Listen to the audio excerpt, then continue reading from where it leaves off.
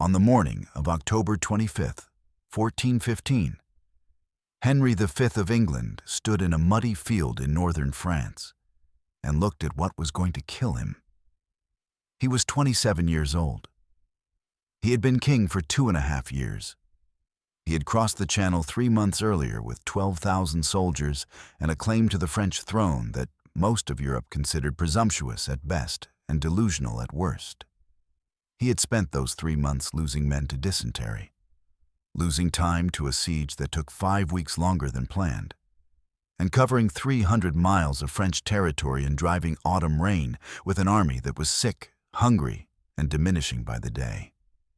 He had 6,000 soldiers left, perhaps fewer. Facing him, drawn up across the northern end of the valley between the woodlands of Traumacourt and Agincourt, was the assembled nobility of France. The exact number is disputed.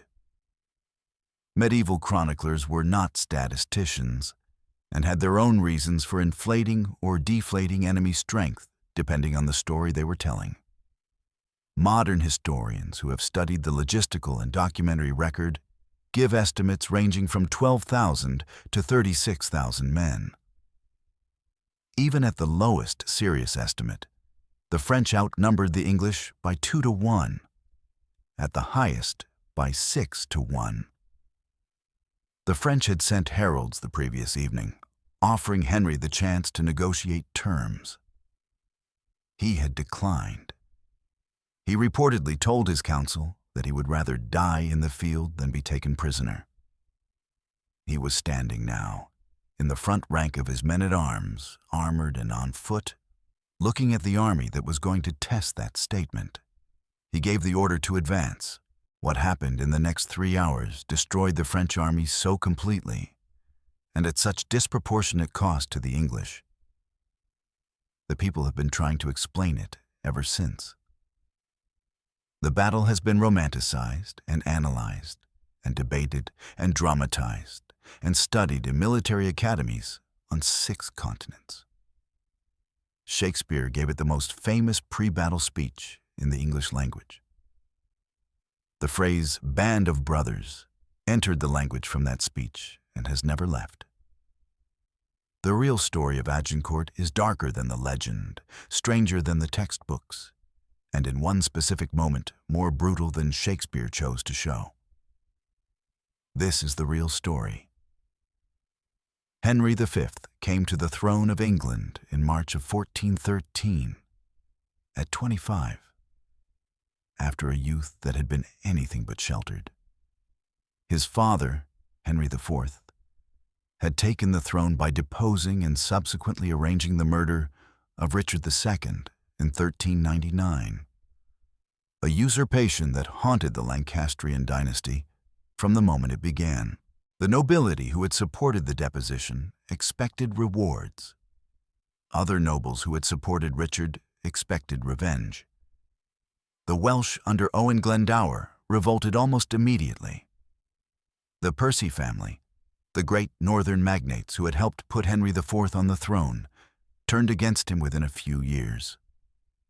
The reign of Henry IV was a sustained exercise in crisis management, with the new king fighting for his position from the first year to the last. The young Henry, Prince of Wales from the age of 13, was thrown into this world without ceremony.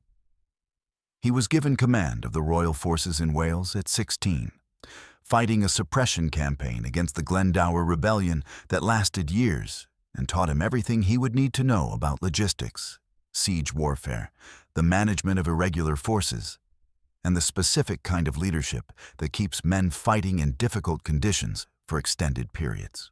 At 16, at the Battle of Shrewsbury, he commanded the left wing of his father's army against the Percy rebellion and was struck in the face by an arrow. The arrowhead lodged 6 inches into his skull, beside the nasal bone, missing the brain by what any honest assessment would call remarkable fortune. He refused to leave the field. He refused to have the arrow removed until the battle was won. When a surgeon finally extracted the arrowhead, using a specially constructed tool designed to remove the point without widening the wound channel, The operation left a scar he would carry for the rest of his life. He was 16 years old. He had been commanding armies for weeks. He would command them in one capacity or another for the rest of his life. By the time he became king at 25, he had more genuine battlefield experience than most commanders twice his age. He had also developed, through those years of campaigning, a very specific understanding of the longbow and what it could do in the right conditions. He had seen it at Shrewsbury. He had studied the reports of Crécy and Poitiers. He understood, in a way that no French commander in 1415 had been forced by experience to understand, that an English army properly built around its archers was capable of defeating a French army many times its size. On the right ground, with the right deployment, against an enemy that did not adapt its tactics to the threat. He crossed the Channel in August 1415, with this understanding as the foundation of his military planning. He also crossed with a claim to the French throne that he had inherited from Edward III through a genealogy of considerable complexity, and which he had decided to press not merely as a negotiating position, but as a genuine military objective. He was 27 years old. He believed his cause was just. He believed God would vindicate the justice of his cause in battle. He was about to find out if he was right. The France that Henry invaded in 1415 was a country in the process of destroying itself. King Charles VI had been subject to episodes of profound mental illness since 1392, a condition that manifested in periods of complete disconnection from reality, during which he reportedly did not recognize his own wife, ran through the palace, and had to be physically restrained by his household. These episodes came and went unpredictably. Between them, Charles was often functional, but the uncertainty of his condition had created a permanent succession crisis within the French royal government. Two factions fought for control of the regency during the king's incapacities. The Armagnacs, centered on the Count of Armagnac and the House of Orléans, controlled the royal government and claimed to represent legitimate authority. The Burgundians, Duke John the Fearless of Burgundy and his followers, were their rivals, willing at various points to ally themselves with the English in order to weaken their domestic enemies. The conflict between these two factions had degenerated, by 1415, into open civil war, with street fighting in Paris, assassinations of major figures on both sides, and a mutual willingness to sacrifice French national interests if it weakened the opposing faction. This internal collapse was the context within which Henry's invasion took place. He was not attacking a unified France capable of marshalling its full military resources. He was attacking a France divided against itself, in which the decision to resist English invasion was itself a matter of factional politics. The Armagnacs, who controlled the government, needed to demonstrate their capacity to defend French territory, partly to strengthen their own political position relative to the Burgundians. When the French army assembled to intercept Henry's march to Calais in October 1415, it was not a fully representative French force. The Burgundians were absent. Duke John had not sent his forces, ostensibly because of ongoing negotiations, actually because he was content to let the Armagnac leadership exhaust itself in a confrontation with the English. The army that blocked Henry at Agincourt was an Armagnac force, representing the faction that controlled the French government, not France as a unified national military entity. This matters because it shapes what the French commanders were thinking and what pressures they were under. They were not simply trying to stop an English invasion.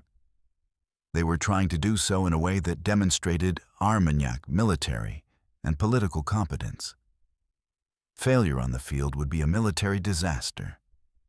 It would also be a political disaster for the faction whose control of the French government depended on its ability to protect French territory from external enemies. The pressure to fight, to win decisively, and to do so in a way that reaffirmed the chivalric values and military capacity of the French nobility was immense. This pressure would shape the decisions made at Agincourt in ways that made a bad tactical situation significantly worse. The Constable of France, Charles d'Albret, arrived at the blocking position near Agincourt before Henry's army reached it and surveyed the ground with the professional eye of a man who had spent his career in war. What he saw was a broad valley between two patches of woodland, approximately 1,000 yards wide at its narrowest, running roughly north to south. The ground had been recently plowed, the autumn plowing was done, the soil turned and soft, and it had been raining heavily for several days. The fields were saturated. Anyone moving across them would be fighting the mud with every step. On one side, he had his army. On the other side, when Henry arrived, would be the English. The woodlands on either flank prevented any outflanking movement. The only approach was across the valley. The terrain would confine the engagement to a frontal encounter. He had cavalry, men-at-arms, and crossbowmen. He had more of all of them than the English had, of any equivalent. The cavalry were mounted on armored destriers, war horses bred and trained for battle, capable of shock action that could break an infantry formation. The men-at-arms were the finest heavy infantry in Europe, armored from head to foot in plate steel, trained from childhood for exactly this kind of combat. The crossbowmen could provide supporting fire. What he did not have, what the French army had not developed in the 70 years since Crécy first demonstrated its importance, was any equivalent to the English longbowman. French crossbowmen were skilled professionals, but their weapon required a mechanical spanning device between shots that limited their rate of fire to perhaps 2 or 3 bolts per minute. An English longbowman could fire 10 to 12 arrows in the same time. The difference in volume of fire between a body of French crossbowmen and an equal number of English longbowmen was roughly a factor of 5. The French tactical plan for Agincourt, as best it can be reconstructed, was to use the cavalry to neutralize the archers on the English flanks with an initial charge, then advance the men-at-arms to destroy the English center in close combat. This was the standard French answer to the English archery problem. It had worked in various forms, in various engagements. It was the most reasonable available response to the threat. What the plan required to work was cavalry that could reach the archers before the archers could destroy the cavalry. That required speed. Speed on a saturated plowed field against thousands of archers firing 10 to 12 arrows per minute was exactly what the terrain denied. D'Albret understood some of this. He had military experience. He had seen what English archers could do. But the pressure from the noble commanders around him, the dukes and counts who had come to Agincourt expecting to fight, and who were not willing to be told to maneuver around the English or wait for better conditions, was enormous. The army had assembled. The English were there.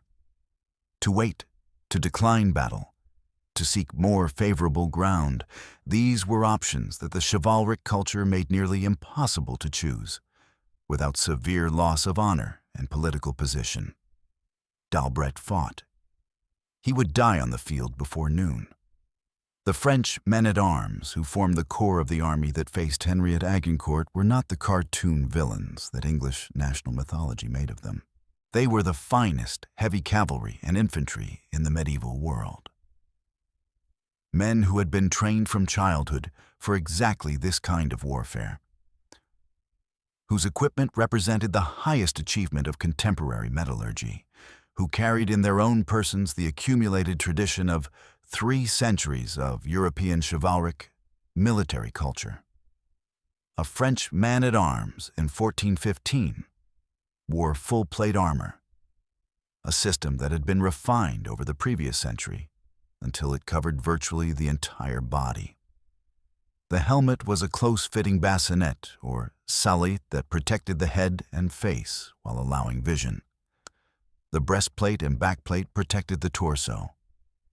Pauldrons and braces covered the shoulders and upper arms. Vambraces and gauntlets covered the lower arms and hands. Cuisses and greaves protected the legs. Sabatons covered the feet. The total weight was roughly 60 to 80 pounds. Substantial but manageable for a man in good condition who had been wearing armor regularly since adolescence. The weight distributed across the body through the arming garments underneath. The armor was not invulnerable. An English bodkin arrowhead, fired from a heavy war bow at close range, could penetrate plate armor under the right conditions, particularly through joints, through the visor, through sections where the plate was thinner. But the primary threat of the longbow at Agincourt was not the individual penetrating shot. It was the cumulative effect of thousands of arrows arriving simultaneously, killing and wounding horses, knocking men down, creating panic and disorder in the advancing formations, exhausting men who had to fight through the arrow storm before they even reached the English line. The French knights who advanced across the field at Agincourt were not cowards. The accounts of the fighting make clear that those who reached the English line fought hard and with genuine ferocity. Some of them broke through. Some of them got to Henry himself. One source describes a French knight striking Henry's helmet with a battle axe hard enough to cut off one of the fleur-de-lis ornaments. Henry was knocked down.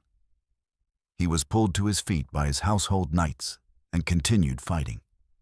The French who reached the English line were brave men, doing what they had been trained to do, in conditions that had been made catastrophically unfavorable by a combination of factors they had not adequately accounted for.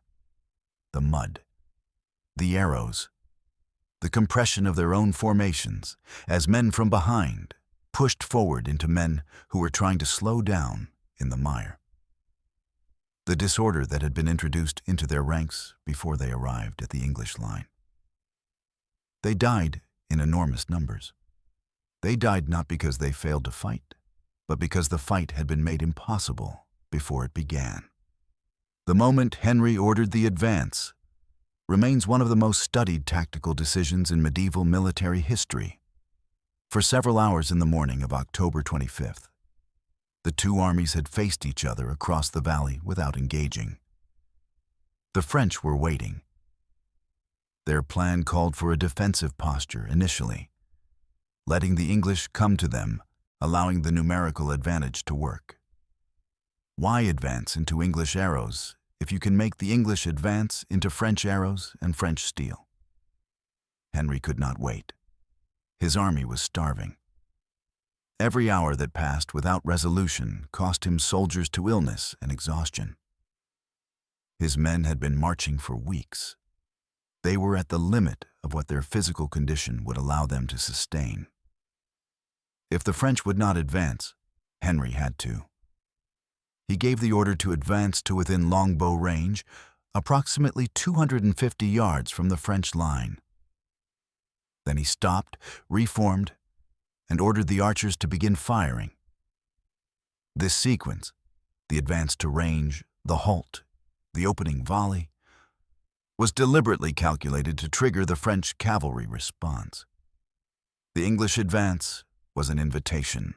Come and stop us. Come at the arrows. The French cavalry charged. The charge covered perhaps 200 yards through the saturated, freshly plowed field. What began as a thundering advance of armored destriers became, over those 200 yards, a progressively disordered struggle through mud that grabbed at hooves and threw horses off their stride and opened gaps between riders that should have been closed. The horses were the first victims of the terrain. A horse that stumbles in heavy going may recover. A horse that stumbles in deep mud while carrying an armored rider and being struck by arrows does not recover. The stakes that the English archers had planted caught the horses that reached them. The arrows caught the horses before the stakes. The horses that turned, panicked, wounded, beyond their riders' control, ran back into the advancing French infantry, creating chaos in the formations before the main infantry engagement had begun. The French infantry advance, which came in two great divisions, had to cross the same saturated field that had disordered the cavalry. They moved slower. Armored men on foot sink deeper and pull harder than armored men on horseback. And the formations were dense.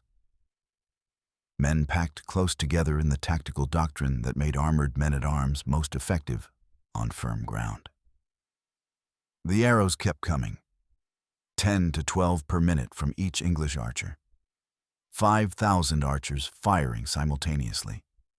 50 to 60,000 arrows per minute into the advancing French formations. The physics of what happens to a large formation of armored men under continuous arrow fire in deep mud is not complicated. Men in the front ranks slow down as footing becomes uncertain, and arrows begin to fall around and among them. Men in the rear ranks do not know what is happening 30 yards ahead of them. They know only that the men in front have slowed, and so they push forward. The front rank is pushed into the killing zone by the ranks behind. Men who fall cannot get up without help. Men who stop to help become obstacles. The formation compresses. Individual men can no longer swing their weapons freely. The collective fighting capacity of the formation deteriorates in direct proportion to its compression. By the time the 1st French Division reached the English men-at-arms, it was a compressed, disordered, exhausted mass of individuals who had been fighting the terrain and the arrows for 500 yards and had arrived at the English line unable to fight effectively as a formation. The English men-at-arms held the line. The English archers on the flanks, their arrows exhausted, drew secondary weapons and attacked the flanks of the compressed French mass. The killing was terrible, and it was going one way. The engagement lasted approximately 3 hours. 3 hours from the opening volley to the effective end of French resistance. In those 3 hours, the 1st and 2nd French divisions were destroyed. The Constable of France was killed. The Duke of Alençon was killed. The Duke of Bar was killed. The Duke of Brabant was killed. The Master of Crossbowmen was killed. The Archbishop of Sens was killed. Dozens of other French nobles died in the fighting or in what followed. The Duke of Bourbon was captured.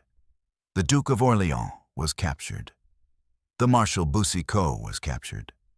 Hundreds of other French men-at-arms were taken prisoner as they surrendered in the mud, unable to continue fighting, unable to escape.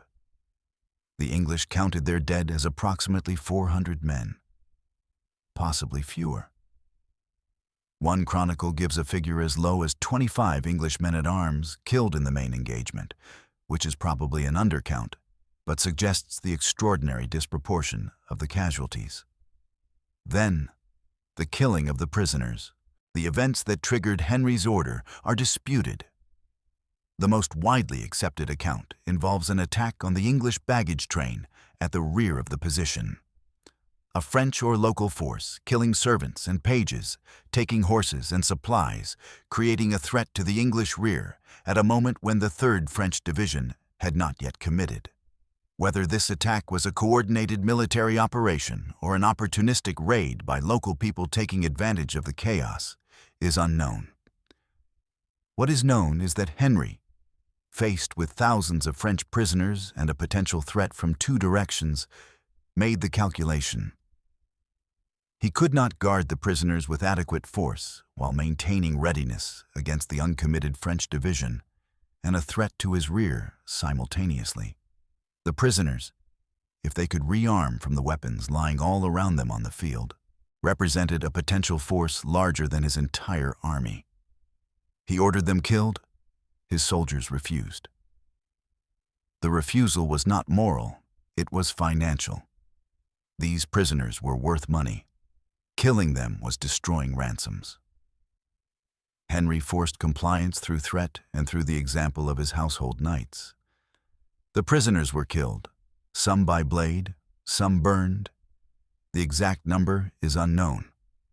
Hundreds certainly, possibly thousands. The third French division, observing what had happened to the first two divisions and what was happening to the prisoners, withdrew without engaging. The field fell silent. Henry ordered his heralds to survey the dead and determine who had won. The heralds surveyed the field and returned. The battle, they said, belonged to Henry. He asked the name of the nearest castle. Agincourt, they told him. He named the battle. The prisoners who were spared, those who had been removed from the field or hidden by individual English soldiers before the order reached them, were a small fraction of those taken. The Duke of Orléans survived. The Duke of Bourbon survived. Marshal Boucicaut survived. These were men whose ransoms were so enormous and whose political value was so significant that their captors had protected them even against the king's order. Orléans would remain a prisoner in England for 25 years. He spent much of that captivity writing poetry, French courtly verse of considerable sophistication, and was eventually released in 1440 when his ransom was finally arranged. His liberation was partly a matter of politics, partly the gradual exhaustion of the English will to hold him. Boucicaut spent the rest of his life in English captivity. He died a prisoner in England in 1421, 5 years after Agincourt, never ransomed, never returned to the France he had served for decades. The dead on the French side were buried in mass graves near the battlefield. The names of many of them are known. The chronicles recorded the deaths of the nobility with care, because the deaths of noblemen were historically significant events that affected succession, inheritance, and the political landscape of the kingdom. The names of the common soldiers who died alongside them are not known. They were buried in the same ground, and their names disappeared with them. Henry marched to Calais with his prisoners and his depleted but victorious army. He crossed the Channel in late November. He was greeted in England with a reception that the sources describe as the greatest celebration since the return of the Black Prince from Poitiers 60 years before. He was 27 years old. He had just won the most unlikely major battle in the history of medieval warfare. He had lost perhaps 400 men. He had killed or captured perhaps 10,000 of the enemy. God had spoken, in the terms his culture used to interpret battlefield outcomes. The verdict was clear. Henry believed it with what appears to have been genuine conviction. He refused the elaborate display of his damaged helmet that his captains wanted to mount as a trophy. He refused the personal glorification. God had given the victory, and the glory was God's. He began planning the campaign that would bring him back to France. Shakespeare's Henry V was written in 1599, approximately 184 years after the battle. The play is not history. Shakespeare was a dramatist, not a historian, and he made no pretense of literal accuracy. He compressed events, invented scenes, put words in mouths, combined characters, and arranged the material of Holinshed's Chronicles, his primary source, to serve the needs of a 5-act play for the Globe Theatre. What he produced in the St. Crispin's Day speech is one of the extraordinary achievements of English literature, a piece of pre-battle oratory that has endured for 4 centuries and shows no sign of stopping. We few, we happy few, we band of brothers. For he today, that sheds his blood with me, shall be my brother. And gentlemen in England now, abed, shall think themselves accursed they were not here, and hold their manhoods cheap, whiles any speaks that fought with us upon St. Crispin's Day. The speech works because Shakespeare understood something about the psychology of extreme situations that no amount of historical research can replicate. He understood what it means to face something that should kill you and choose to face it anyway. He understood the specific kind of solidarity that forms between people who have made that choice together. He understood that the poverty of the small army, the few, the happy few, could be transformed rhetorically from a disadvantage into a distinction, from weakness into exclusivity. The word happy is the key to the speech. Not the brave few, not the faithful few, not the steadfast few. The happy few. The men about to die are happy to be dying here, because the dying will make them brothers, will make them immortal in the memory of the men who were not there, will transform their suffering into something that transcends suffering. This is a lie in the way that the most powerful motivational speech is always a lie, not in its factual claims, but in its emotional frame. The men dying in the mud at Agincourt were not happy. They were cold and hungry and sick and frightened. They died in specific physical pain from specific physical wounds. None of the retrospective glory made the dying easier in the moment. But the speech is also true in the way that metaphors are true. Not literally, but essentially. The men who survived Agincourt did carry something from it for the rest of their lives. They had been there. They had done that. On a specific October morning, 6,000 sick and hungry soldiers had stood in a muddy field and done what no rational military analysis said they should have been able to do. That knowledge was real, and it persisted. The brotherhood of shared extreme experience is real, even when it is not happiness. What did Henry actually say on the morning of Agincourt? The honest answer is that we do not know. No stenographer was present. The accounts that survive were written after the fact, in some cases years later. What the sources agree on is that he addressed his army, that the speech inspired them, and that they advanced. The specific content, the feast of Crispin and Crispian, the language of brotherhood, the gentleman now abed. These are Shakespeare's inventions based on the mood and the historical context and the needs of his theater. They are magnificent inventions. They have outlasted the battle and the war and the medieval world that produced them. The real Henry V, on the morning of Agincourt, gave a different speech. He gave it by ordering the advance. Everything that needed to be said was in the advance itself. The decision to move forward into what was waiting, to attack rather than wait, to refuse the logic of the situation that said 6,000 sick men could not defeat 30,000 fresh ones. The advance was the speech. The rest is literature. And the literature is not nothing. Band of brothers entered the language. It named something real. The specific human bond that forms between people who have been through something together that most people will never experience and never understand. That naming was Shakespeare's gift to the men who fought at Agincourt and to everyone who has been in an equivalent position in the 6 centuries since. They were not brothers in any literal sense. They were strangers from different counties and different social worlds who happened to be standing in the same formation on the same morning. Shakespeare made them brothers retroactively, in the imagination of everyone who has read or heard the speech since.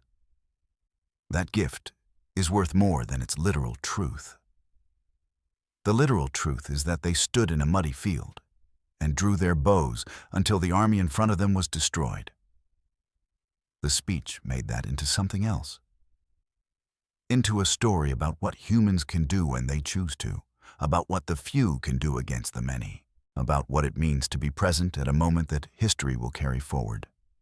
The morning is still there. The speech is still there. Both of them are true in their own way. The field at Agincourt is still there, and it still looks, in an October rain, approximately like what it looked like on October 25th, 1415.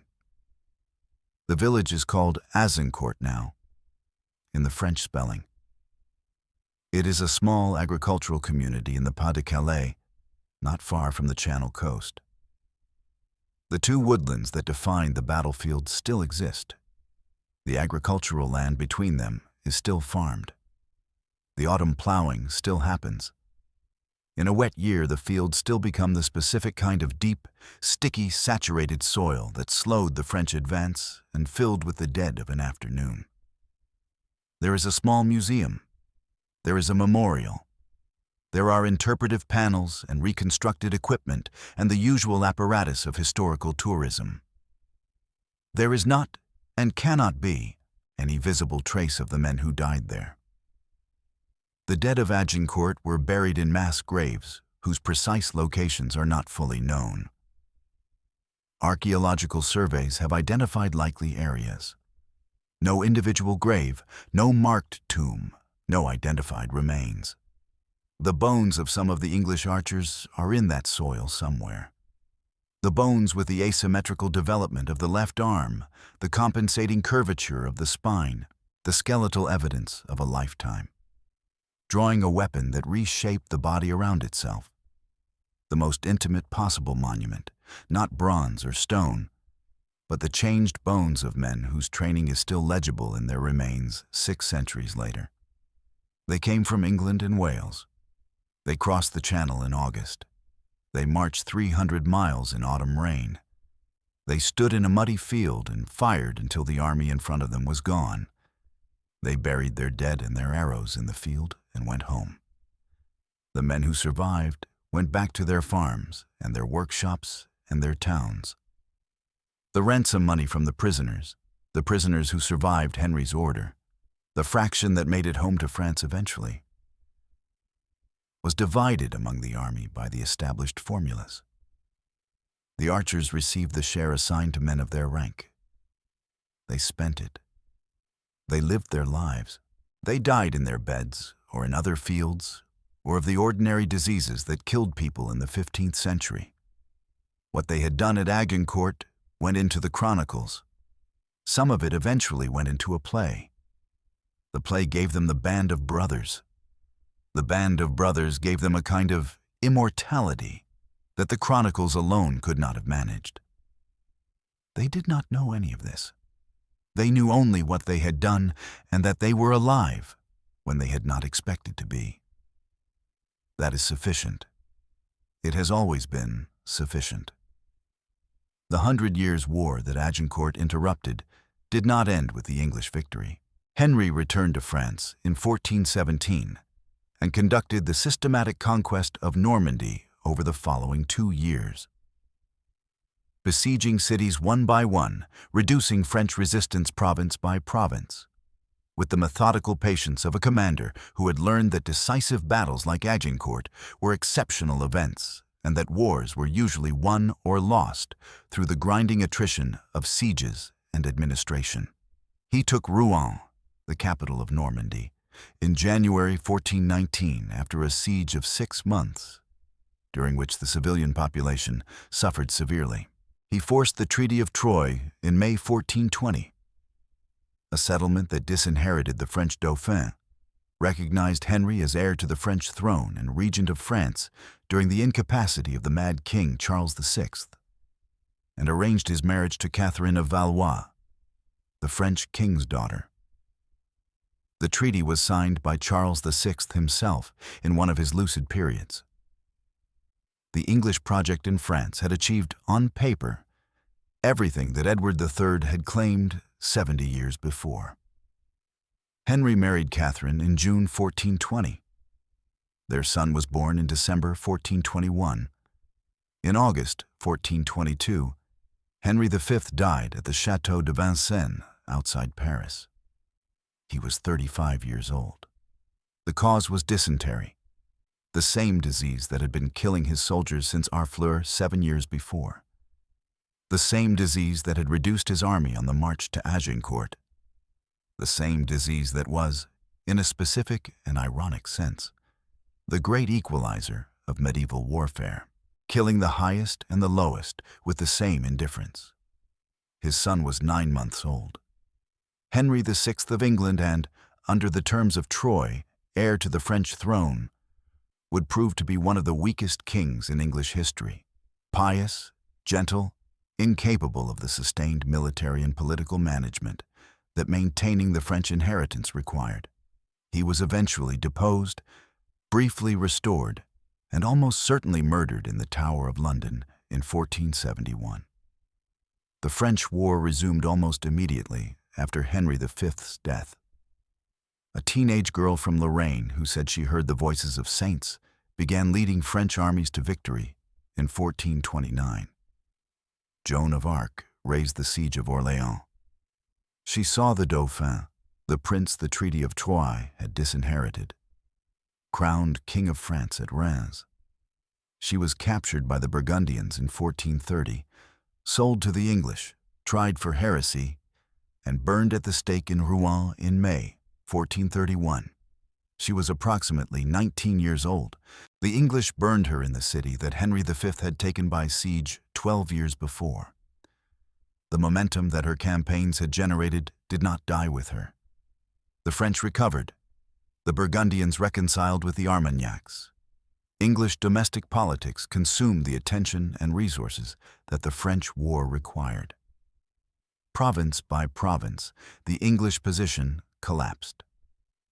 In 1453, the same year that Constantinople fell to the Ottomans on the other side of Europe, the English were expelled from France entirely. They retained only Calais, which they would hold until 1558. The 100 Years' War ended with England holding nothing that it had not held before. Henry's campaign began in 1415. Agincourt had won a battle. The battle had won a war. The war had won a treaty. The treaty had produced an inheritance. The inheritance had collapsed. The dead of Agincourt had died for something that lasted 37 years. This is not a judgment. 37 years is not nothing. The English presence in France after Agincourt was real, and it shaped the history of both countries in ways that are still legible. The Treaty of Troyes and its collapse set the terms for the development of English and French national identities in the 15th century in ways that neither country has fully escaped. But the clean arc of the Agincourt story, the miraculous victory, the divine vindication, the righteous cause prevailing, is not what the full history shows. The full history shows a morning of extraordinary military achievement, followed by 30 years of diminishing returns, followed by complete loss of what the achievement had gained. The morning was real.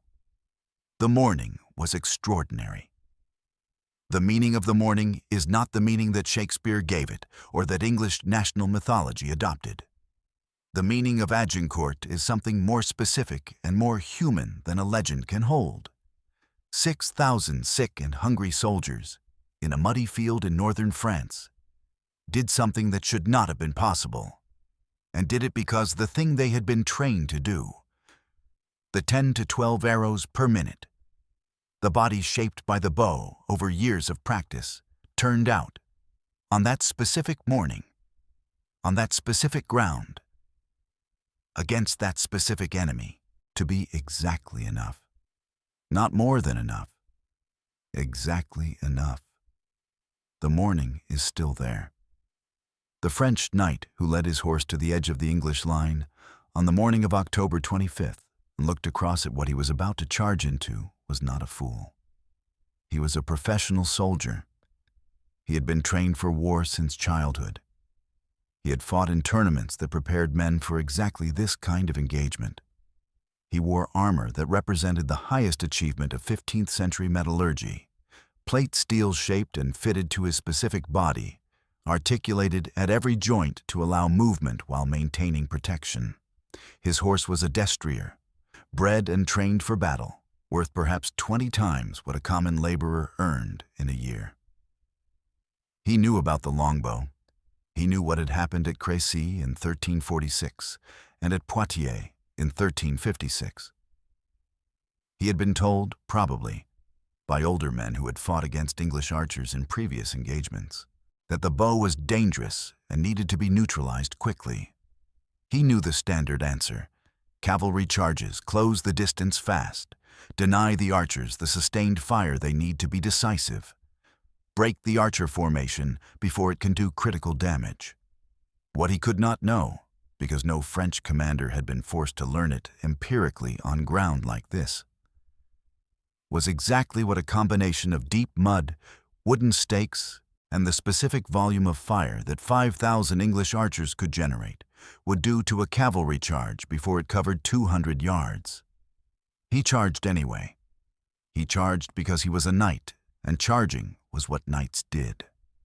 He charged because to turn away from the English line in front of the entire army would be a dishonor that would follow him for the rest of his life. He charged because the culture he had been raised in since childhood had prepared him for this act. The decisive cavalry charge that broke the enemy line and won the battle, and had not prepared him to recognize the conditions under which the act was suicidal rather than heroic. He charged into the arrows. We do not know his name. The sources record the deaths and captures of the great nobles, the dukes and counts and marshals whose identities were historically significant. They do not record the names of the individual knights who made the cavalry charges at Agincourt and died in them. He is somewhere. In the mass of the French dead, his horse fell in the mud and the arrows. He fell with it. In his armor, in the saturated field, he could not get up. The archers came to him with their blades and their mallets. He died in the mud at Agincourt, a professional soldier doing the thing his culture had prepared him to do, on ground that made the thing impossible. He was not stupid. He was not cowardly. He was trained for a different world from the one the morning of October 25th presented him with. He died in it anyway. The Duke of Alençon died trying to kill Henry V.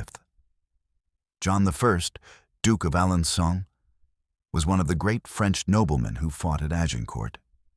Young, brave, the embodiment of the French chivalric tradition that the battle was about to destroy. He made it through the arrow storm, through the mud, through the collapse of the formations around him, to the English line itself. He fought his way through the men-at-arms to Henry. He struck Henry's helmet with his sword hard enough to cut away one of the ornamental crowns that decorated it. Henry went down, or nearly down. His household knights pulled him upright and covered him. Alençon held up his hand. He identified himself as the Duke of Alençon. He was surrendering to Henry personally, offering himself as a prisoner. Henry's household knights killed him before Henry could accept the surrender. Whether this was an accident in the confusion of close quarters fighting, a deliberate act by bodyguards who could not take the risk of a noble prisoner on the field in the middle of a battle, or something else entirely, is not clear from the sources.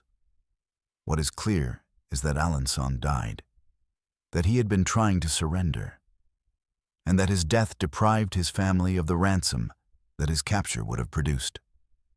Henry reportedly expressed regret afterward. He had wanted to take Alençon prisoner. The Duke was dead. This moment, the confusion, the violence, the inadvertent killing of a man trying to surrender, is the texture of what actually happened at Agincourt, under the level of the legend. The smooth narrative of the arrow storm and the decisive victory elides the specific human chaos of close-quarters medieval combat, where men in armor fought in press so tight that individual decisions about surrender and quarter were often overridden by the violence around them before they could be acted on. Alençon had made it to Henry. He had been brave enough, strong enough, skilled enough to fight through everything the battle had put between him and the English king. He died at the moment of surrender. The morning was not a clean thing. It never is. The English archer on the left flank of the English line had been drawing his bow for approximately 2 hours when his arrows ran out. He had started with 24 arrows in his sheaf. He had drawn additional arrows from the supply runners who moved behind the firing line, keeping the sheaves filled. At some point, the sources do not give individual accounts of the moment ammunition ran dry, only the collective fact that archers ran out of arrows and moved to secondary weapons. He reached back for an arrow and found nothing. He drew the short sword at his belt. He looked at the French army in front of him, no longer an advancing formation, but a compressed, disordered mass of men fighting at the English line, mixed with the fallen who could not get up. mixed with the English men-at-arms holding the line. He moved forward along the flank of the mass, looking for the fallen. A man in full plate armor who has gone down in deep mud is largely helpless without assistance. The armor that protects him in an upright fight becomes a liability when he's on the ground. It is too heavy to push against, too slippery in the mud to grip, too comprehensive to allow the movements that getting up requires. Some of the fallen knights had been knocked down by arrows, some by the pressure of the men behind them falling in the mud, some by the shock of the ground under advancing feet in deep going. The archer went to them with his sword. The joints of plate armor, the armpits, the backs of the knees, the visor of the helmet, were the places where the steel was thin or absent, where a blade could reach. He was not a man-at-arms, trained for the chivalric conventions of combat. He was not bound by the conventions of surrender and ransom that governed the behavior of the nobility in battle. He killed the men he could reach. We do not know his name. We know, from the archaeological evidence of medieval English skeletal remains, what his left arm looked like, more developed than his right. The bone density asymmetrically distributed, the result of years of drawing a heavy bow. We know, from the administrative records of the campaign, that men like him were paid at approximately 1/3 the rate of the men-at-arms they fought beside. We know that they won the battle. We know that they went home. We know nothing else about them as individuals. The morning absorbed them and gave them back to ordinary life without individual record. The morning is what remains. The morning and the field and the changed bones in the ground. Henry V's relationship with violence was complex in ways that the simple heroic narrative does not accommodate. He had been wounded in the face at 16 and refused treatment until the battle was won. This is courage of a specific and extraordinary kind. The courage of a man who subordinates personal survival to the demands of the moment, who absorbs damage and continues functioning because stopping would be worse than the wound. He fought in the front rank at Agincourt. Medieval kings did not have to do this. The strategic and political value of a living king, the succession crises that a king's battlefield death created, the ransoms, the political vacuum, meant that the rational position for a monarch was behind the fighting line, directing the battle rather than participating in it. Henry chose the front rank. He chose it at Agincourt, and he had chosen it in earlier engagements. He led from the front in the most literal possible sense. He also ordered his prisoners killed. He ordered them killed because they had become a tactical liability and because the military situation seemed to him to require it. He forced compliance when his soldiers refused. He watched hundreds or thousands of men who had surrendered in good faith be killed on his order. These are the same man. The king who fought in the front rank and the king who ordered the killing of prisoners are not two different people. They are the same person at different moments of the same morning, making decisions according to the same internal framework of military necessity and command responsibility. Henry believed his war was just. He believed, with what appears to be genuine conviction, that God would vindicate the just cause in battle, that the outcome of Agincourt was a divine verdict on the legitimacy of his claim to France. This belief was sincere, and it shaped his behavior before and after the battle in ways that are visible in the historical record. It did not prevent him from making the decision about the prisoners. The belief in divine justice and the capacity for ruthless tactical calculation coexisted in the same person, as they have coexisted in most effective commanders throughout history. The legend that Shakespeare constructed gives us the Henry of the St. Crispin's Day speech, the noble, selfless, inspirational king who shares his soldiers' burdens and transforms their fear into brotherhood. That Henry is not false. He is incomplete.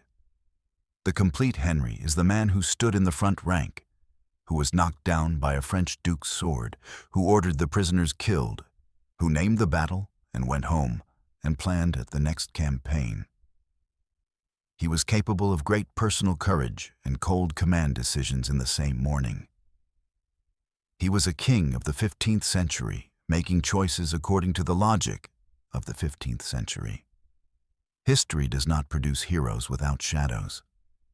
The shadows are where the truth lives. The longbows era ended within a century of Agincourt. By the mid-16th century, firearms had replaced the longbow in English armies. The arquebus and the matchlock musket fired a heavier projectile at higher velocity and could penetrate plate armor more reliably than the bow could at equivalent ranges. The training required to use a firearm effectively was weeks rather than years. The physical transformation of the human body that made the longbowman distinctive, the asymmetric bone development, the specific muscular adaptation, was no longer necessary. You could train a man to use a matchlock in a month. The social implications of this change were significant. The longbow required an investment of years of training that the English state had essentially mandated through legislation, requiring men of appropriate class and physical capacity to practice archery, restricting competing sports, building archery ranges in every town. The longbow was embedded in English society as a legal and cultural obligation, not just a weapon. The firearm was simply a weapon, requiring no such embedding. When the longbow was replaced, something more than a weapon disappeared.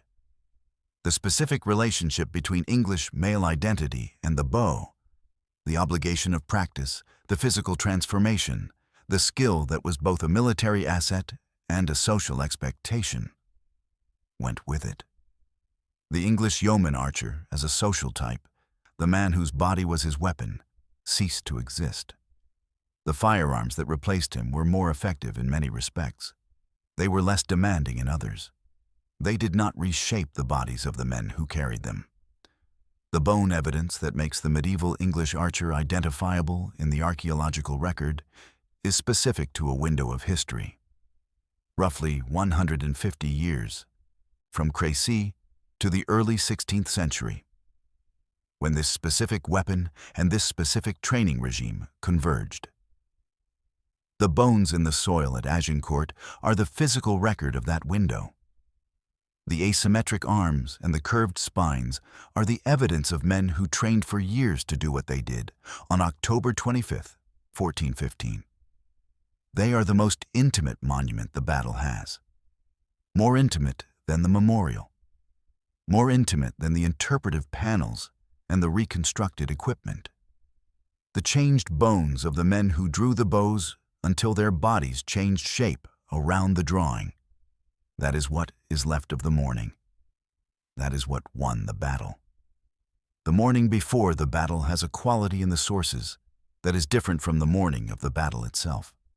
The sources agree that Henry moved through his camp on the night of October 24th, speaking with his men, maintaining the composed and purposeful demeanor that they consistently attributed to him in moments of extreme pressure. Whether this was genuine calm, the serenity of a man who had made his peace with the probable outcome, or the specific performance of calm that a commander owes to his troops, or some combination that cannot be separated, is impossible to determine from this distance. What the sources suggest is that Henry understood very clearly what the morning was going to require. He had made his dispositions. He had organized the archers in their flanking positions, arranged the distribution of stakes, placed the men-at-arms in the center with himself in the front rank. The planning was done. What remained was the execution, and the execution would depend on factors outside his control. The ground, the weather, the decisions the French commanders would make, the degree to which the English soldiers could maintain their discipline and their nerve through what was coming. He had done what could be done in preparation. He waited. The French camp across the valley was, by all accounts, considerably less quiet. The sources describe fires, noise, movement, the sounds of a large army confident of what the morning would bring. French knights were reportedly arguing over the division of anticipated ransoms, asserting their claims to be among those who would personally take the English king prisoner. The conversations that were presumably happening in that camp, the assessment of odds, the anticipation of victory, the specific discussions about the morning's order of battle, are not preserved in any source. What is preserved is the outcome, which tells you that whatever was decided in the French camp that night was insufficient to the situation the morning created. Henry woke before dawn. He heard Mass. He armed himself. He took his position. The specific moment when he gave the order to advance, when he looked at the army across the valley and made the calculation that waiting was worse than moving, is not preserved in any source with sufficient detail to know what was in his mind. The sources record only that he ordered the advance, that the army moved, that the archers opened fire. He had been a soldier for 11 years at this point. He had been in tight situations before. He had assessed risks and made decisions in conditions of uncertainty many times. The decision to advance on the morning of October the 25th was the most consequential decision of his life, and he made it with whatever confidence he had constructed from those 11 years of experience, and from the belief that the cause he was fighting for was just and that God was watching. The advance was the decision. Everything else followed from it. The 3 hours that followed, the opening of the battle, are described in the sources with varying degrees of detail and varying degrees of reliability, and the full account of what happened is probably unrecoverable. What can be said with confidence? The French cavalry charge was broken by the combination of the stakes, the arrows, and the mud before it reached the English line. Some of the cavalry turned and fled back into the advancing French infantry, adding to the disorder of the main advance. The French infantry advance covered several hundred yards of saturated plowed field under continuous arrow fire. The formations compressed as men from behind pushed forward into men who were struggling with the mud. Men who fell could not get up. The formations arrived at the English line disordered and exhausted. The fighting at the English line was intense. The French who reached the English men-at-arms fought hard. Some of them broke through locally. Henry himself was struck and knocked down and had to be recovered by his household knights. The archers on the flanks, when their arrows were exhausted, attacked the flanks and rear of the compressed French mass with secondary weapons. The combined effect of the flanking attack and the English men-at-arms holding the center was the destruction of the 1st French Division. The 2nd French Division advanced into the chaos of the 1st. It was destroyed. The 3rd French Division observed what had happened to the first two and to the prisoners and withdrew without engaging. The engagement was over approximately 3 hours after it began. These facts are not in serious dispute. What is in dispute is the precise sequence within the engagement, the exact numbers of killed and captured, the specific actions of specific individuals, and the full context of the decision about the prisoners. Medieval battles are inherently difficult to reconstruct because no contemporary documentation captured what was happening in real time. And the retrospective accounts were written by men with varying access to participants and varying reasons to shape the narrative. What the sources agree on is the outcome. The English won, the French lost, and the disproportion of the casualties was extraordinary. Everything else is reconstruction.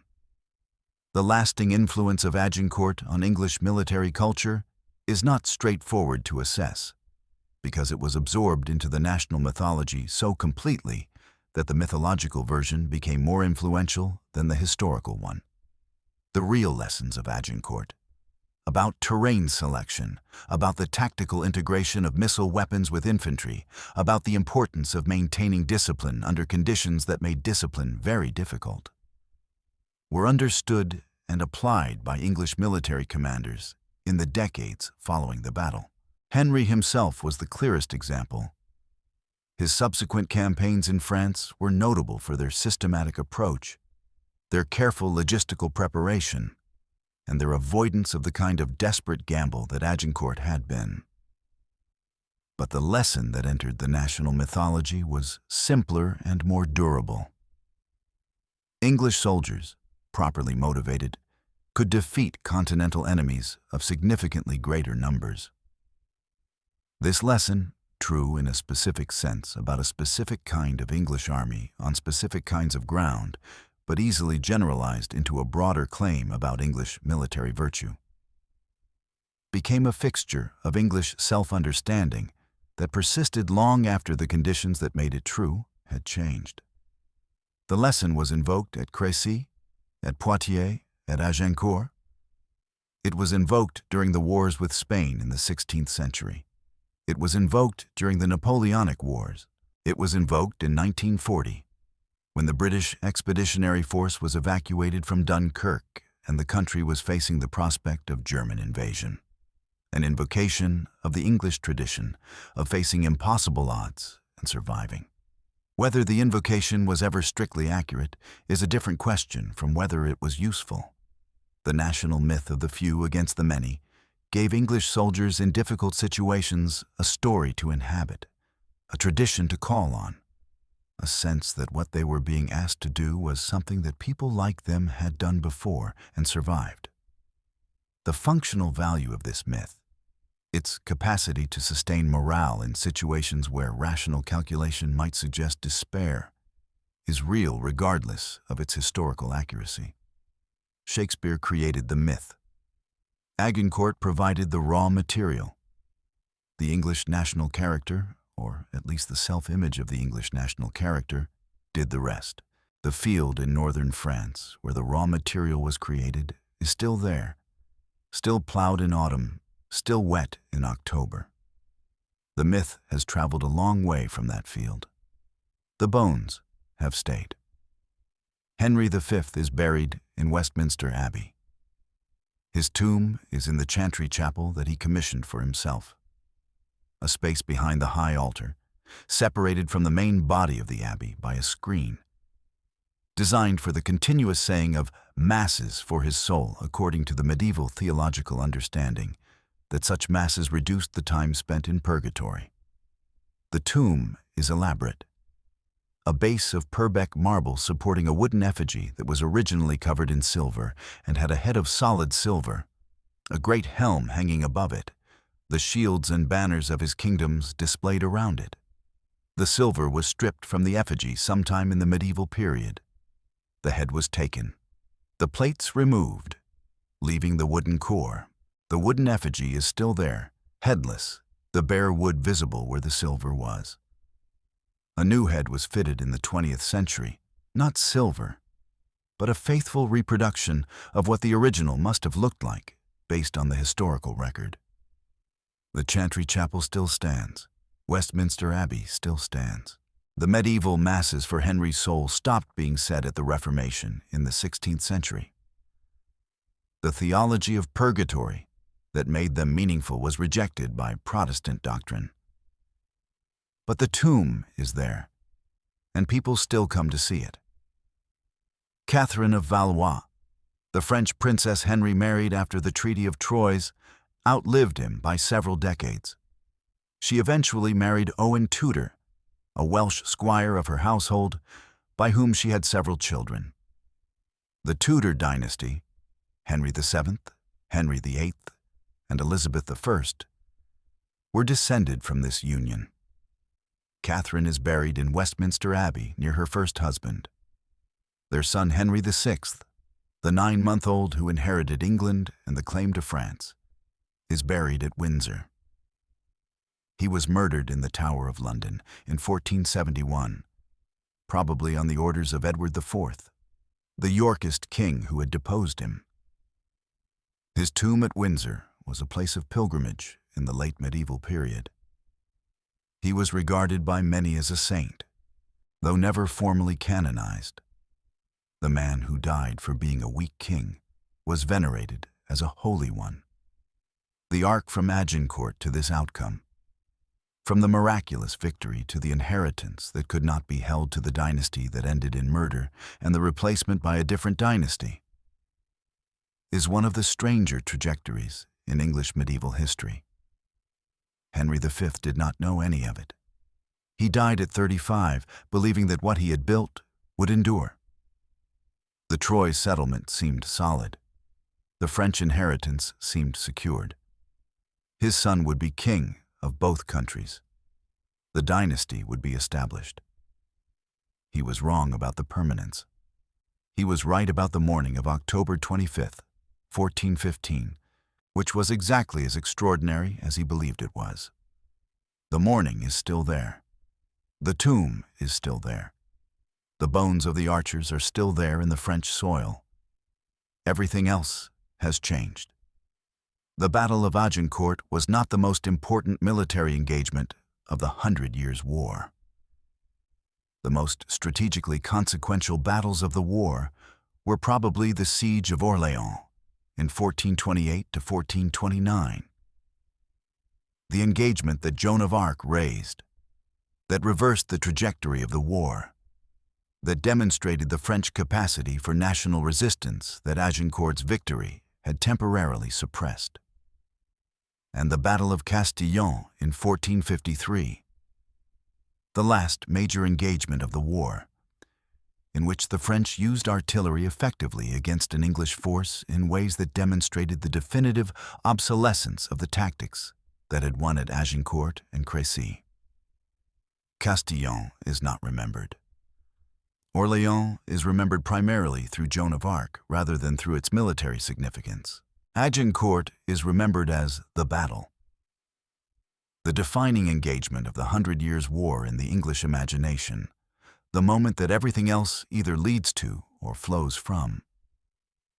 The reason is Shakespeare, without the St. Crispin's Day speech, without Band of Brothers, without the specific theatrical treatment that Shakespeare gave to the story. Agincourt would be a famous victory in the history books, studied by military historians, commemorated by the English, known by educated people on both sides of the Channel. It would not be in the permanent vocabulary of the English-speaking world. Shakespeare made it permanent. He made it permanent not because he told the truth about what happened, but because he told a truth about what it means to face something that should defeat you and choose to face it anyway. That truth is not specific to Agincourt. It is not specific to the medieval period or to English military culture. It is something that humans have faced in every era and in every culture, and Shakespeare found in the material of Agincourt a way to articulate it that has not been improved on in 4 centuries. The Band of Brothers passage is not about Agincourt. It is about the human experience of shared extreme commitment, about what it means to stand beside people who are facing the same thing you are facing, and to know that the facing of it is binding you together in a way that nothing else could. Henry V may or may not have said anything like it on the morning of October 25th, 1415. The men who stood in the mud and drew their bows and held the line did not need to be told they were brothers. They knew it by the time the morning was over. Shakespeare told them to the rest of us across 4 centuries so that we could know it too. The morning is still there. The speech is still there. The changed bones in the French soil are still there.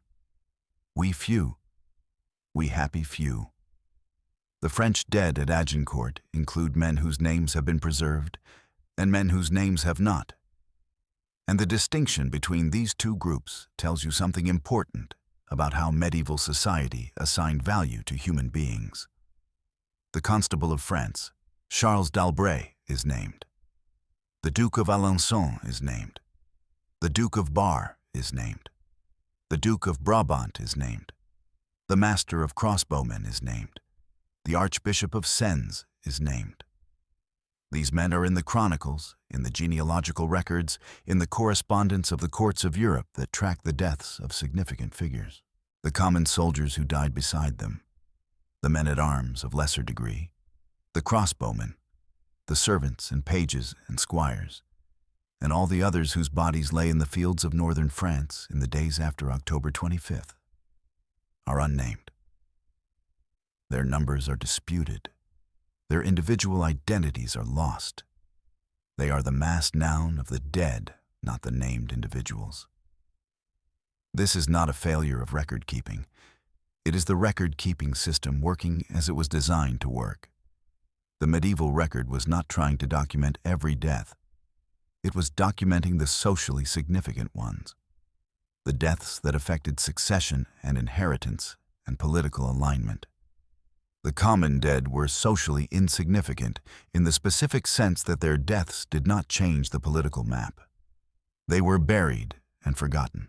The French nobility who died at Agincourt left absences, vacancies in the French political structure, gaps in the genealogies, estates without heirs, offices without occupants. The collective absence of the Agincourt dead shaped French politics for a generation. The Armagnac faction that had controlled the French government and had assembled the Agincourt army was politically devastated by the losses. The French military command capacity was reduced to the point where effective resistance to Henry's subsequent campaigns was initially impossible. The scale of the noble dead was part of what made Agincourt strategically decisive in the short term. Henry had not merely won a battle. He had killed the people who ran France. This is the specific strategic consequence of the social structure of medieval warfare. The same structure that made the deaths of the Agincourt nobility recordable, while the deaths of the common soldiers were not. When the nobility fought and died in the front ranks, a military defeat was simultaneously a political catastrophe. The people who ran the army were the people who ran the government. Their deaths on the battlefield disrupted the government. The English deaths at Agincourt, by contrast, left fewer significant absences.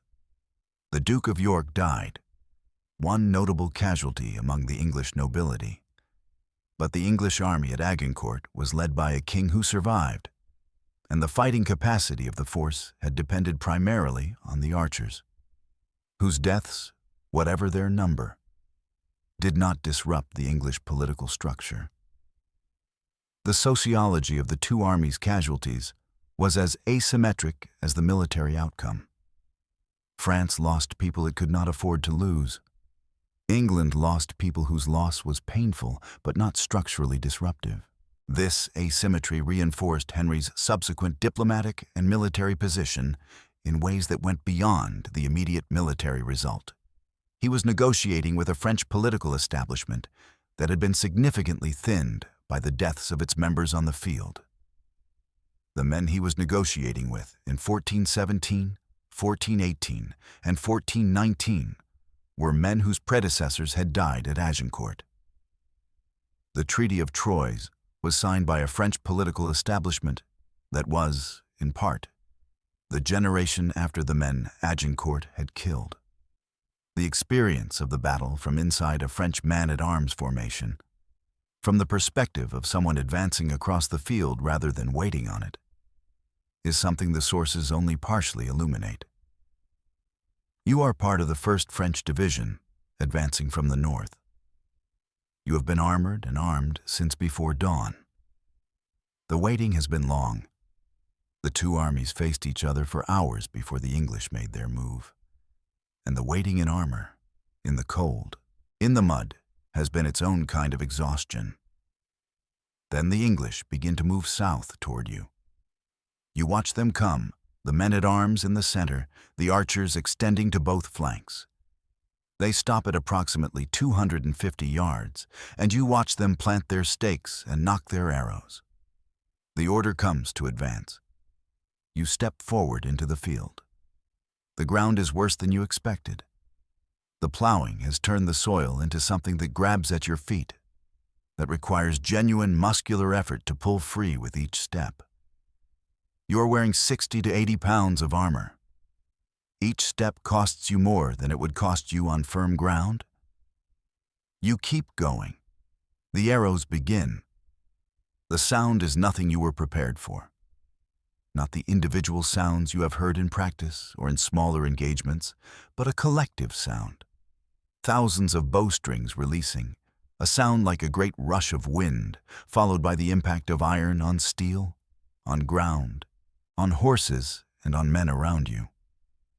You feel the impacts on your armor as you keep moving, not penetrating, the arrows striking and glancing away from the well-made plate.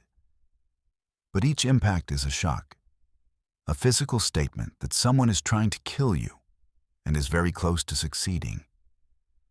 Men around you fall. A horse near you screams and goes down. You keep walking. The formation is compressing behind you.